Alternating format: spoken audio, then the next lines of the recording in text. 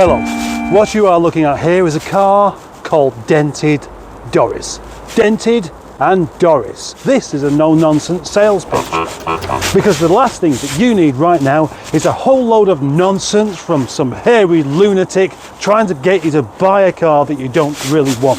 If you're the kind of person that judges a book by its cover, look somewhere else, because this car is not what it looks. Dented it may be, but underneath the dents is something rather fabulous. I present to you an opportunity to buy what is essentially a very good little car that just happens to look like a complete dog. No denying that this is a rather untidy little thing. Oh, by the way, when I say dog, I don't mean like a lovely, fluffy, friendly thing. I mean like a rather scratty old scruffy thing that lives on the streets. A bit like this, except this lives in a yard currently. This car was bought from a place in Wales called Llandudno, however you want to pronounce it, that's irrelevant, and I'm not even sure why I'm telling you it. Bolty and I took a little trip out to Wales to collect this car, not really knowing exactly what it would be like. Expectations? None. And when we first saw it, we thought, ooh, doesn't look too good, that, does it? But I drove it back, and I can report that this car drives absolutely perfectly. As good as any Rover 25 you could buy. And that's with 118,000 miles. It goes to show that if a car has been looked after mechanically, then 100,000, 200,000 miles is perfectly okay. Never be afraid of mileage. Be afraid of people lying about mileage. And I can tell you, the engine in this one is good. Now listen.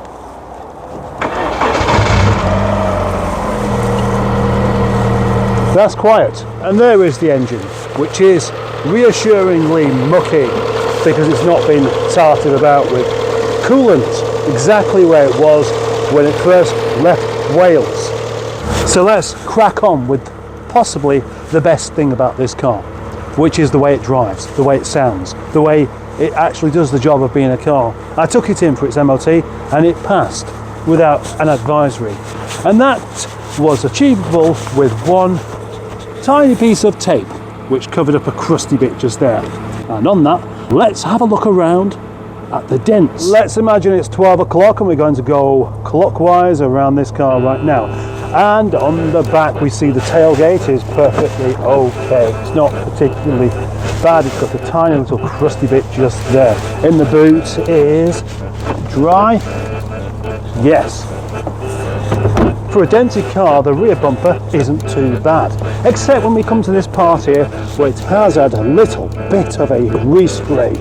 Hole drilled in the back lamp, and then the inevitable repair on the rear arch, which doesn't look that great, but at least it's solid. And then we have a dent. Yes, the kind of dent caused by somebody who kicked it and didn't really see any harm in doing so. Then we look at this magnificent door here. Ooh, look at that, it's got a tiny dents. Oh, it is the tiniest of dents. It doesn't really warrant being called Dented Doris with that, does it? No. Well, never mind. Let's move on to 5 o'clock.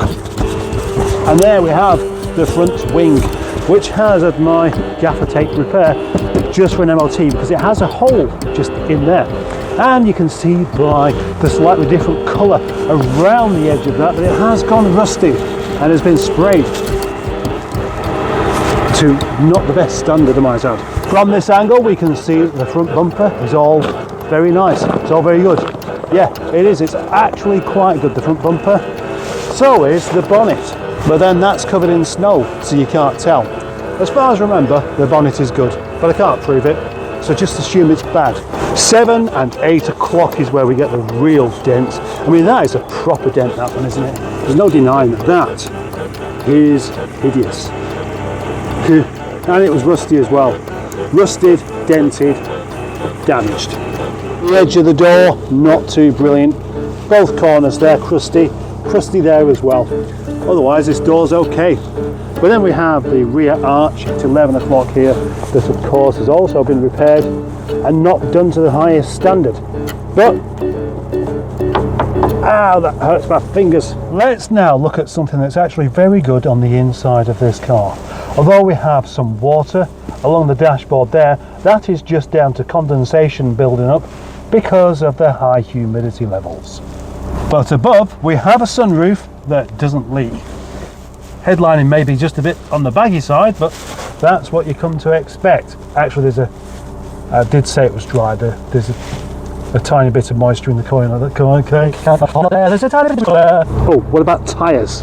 Good, and also good. In fact, very good on that one.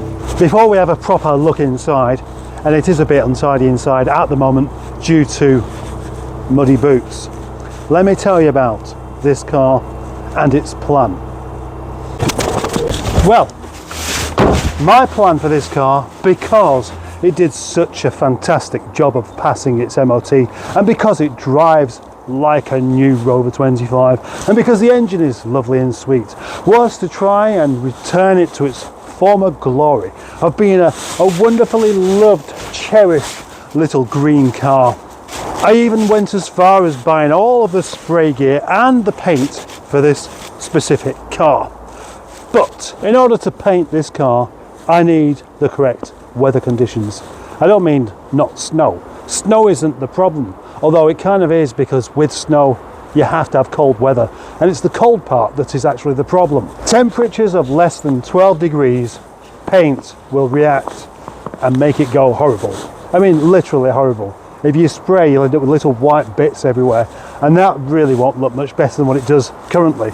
And so with that, I thought we have an opportunity here for somebody who's a car enthusiast who would like to take on some of this work and just buy this car cheap. Yeah, cheap. Otherwise it would have been going up for about £1,200, but as it goes, £650 as it is, and that's not bad for a car with so much potential. Something you can't always buy, but you can with this car because it needs so much work. I can't do decent pictures of the interior whilst it's dirty and with snow everywhere, but basically it's just a standard 25 with some of the bolster falling apart there, and unfortunately some rather muddy footprints on the floor, but that's fine because I can clean that up, and I will do.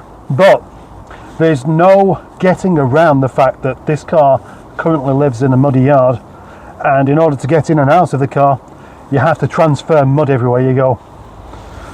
So, who is this car best suited to? Well, if you happen to be a mechanically minded person that hasn't got a clue about bodywork but insists on things looking really tidy, then I would say that this is not the car for you. But then if you happen to be the kind of person that can do bits of bodywork but doesn't really like to get their hands dirty mucking around with engines, then this is perfect. Do you know who this would suit? Me. It's perfect. The interior light works in the boot, stereo's already on radio 4, and the boot is big enough for a tripod. So, is this car for you? Or is it just for me? That's the question. It's a question worthwhile answering and asking, and whatever you want to do, you can make it happen. This car could be yours. Yes, easily. Particularly suited for anyone that doesn't mind a dent or two. You can basically take it shopping and not worry about where you park it, because even if somebody does bang it with a trolley, you won't even notice. That is a liberating experience, and in actual fact that's what this car is all about. It's about freedom. The freedom to have a car that you don't have to worry about, because it will get you to your destination on time and without any pretense, and that's important. In actual fact, I would say that this is a really rather cool car, because it's a classic. It's a classic Rover 25. We know there are not that many of them left around, so you can have one and you can enjoy it. You don't need to store it in a garage. You don't need to worry about it. You just get on and drive it. And if you're like me, you can gradually make it nicer and nicer as you go along. So come on, somebody, buy Dented Doris.